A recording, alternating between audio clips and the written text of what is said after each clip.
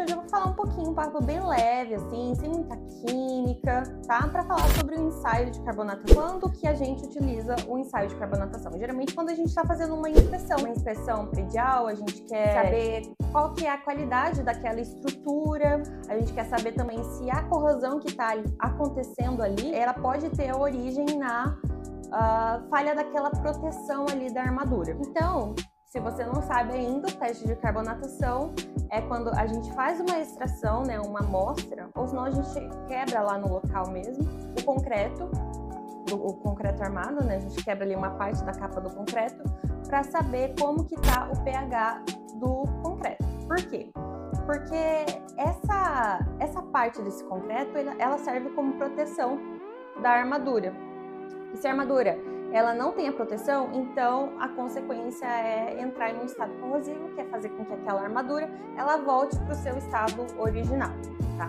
E é meio complicado assim, porque o concreto ele tem vários poros, né? Então o ambiente está acontecendo ali, muitas vezes vem infiltração, muitas vezes o pilar ou a viga ela está inserida em um estacionamento, por exemplo. Então é muito importante fazer esses testes. Quando assim já tem mais do que 5 anos a estrutura, é muito legal você já fazer esse tipo de ensaio.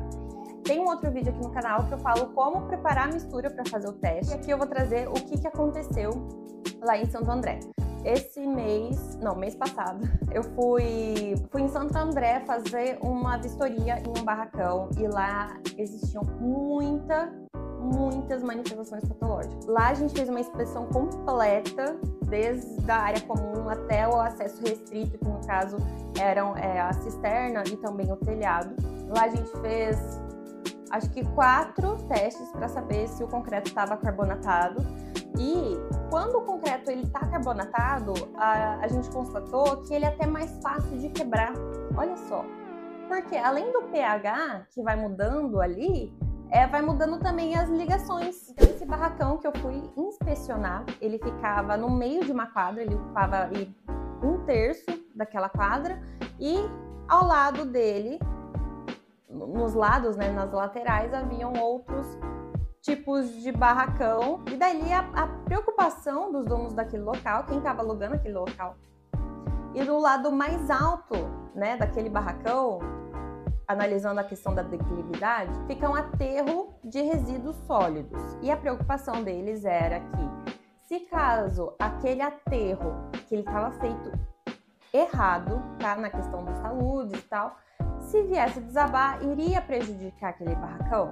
Então a gente estava ali verificando a saúde da estrutura e também outras manifestações patológicas que a gente constatou ali, né? Que eles também estavam reclamando. Então, a gente fez um ensaio em 2 pilares próximos a essa parte mais alta ali da quadra, né? Onde ficava com a divisa do aterro de resíduos sólidos. Então eu vou deixar aqui 2 imagens, né? A gente estava acompanhando, tinha lá o acompanhamento de um engenheiro estrutural, então ele auxiliou ali para delimitar qual que seria a zona que a gente iria fazer o teste de carbonatação. Deu o concreto carbonatado. Por quê? Porque ali também tinha muita presença de umidade, ali não tinha barreira que impediria a infiltração naquele local.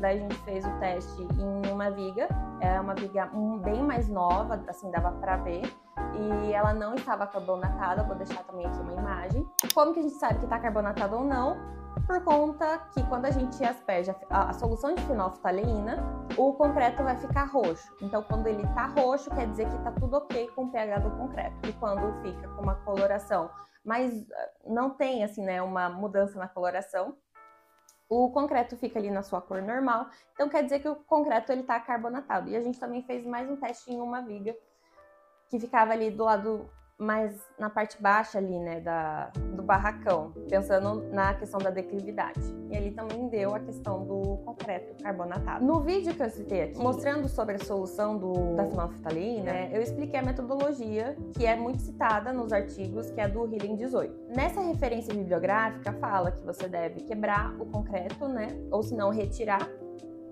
uma amostra.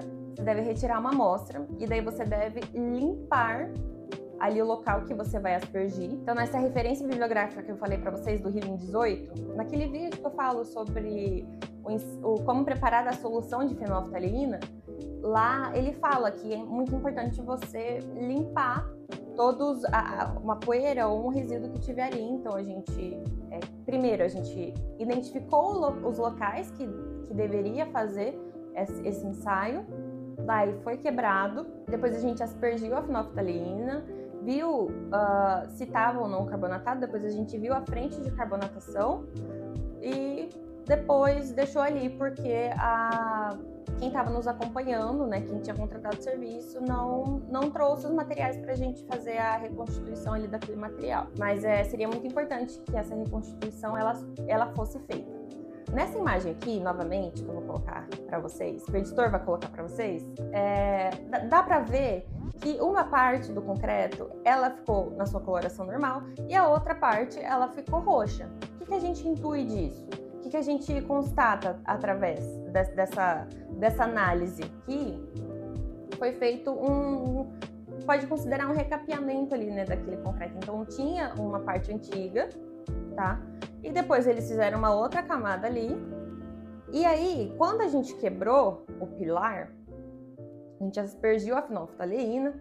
Então, a gente viu que uma frente já havia sido carbonatada, aí não carbonatou, e o restante foi carbonatado. Ali estava com uma taxa de corrosão bem grande também. Quando a gente chegou lá, já havia sido feita uma espécie de manutenção, né? A gente gosta de falar uma garibada, porque quando a gente abriu aquilo lá foi um pouco assustador. Então, já estava num estágio avançado de corrosão, provavelmente já tinha fissuras grandes naquele pilar por conta da expansão do volume, né, da armadura. Então, esse é o vídeo de hoje, gente. Eu nunca sei, assim, como acabar o vídeo, então o vídeo vai acabar assim. Obrigada por assistir e se inscreva no canal.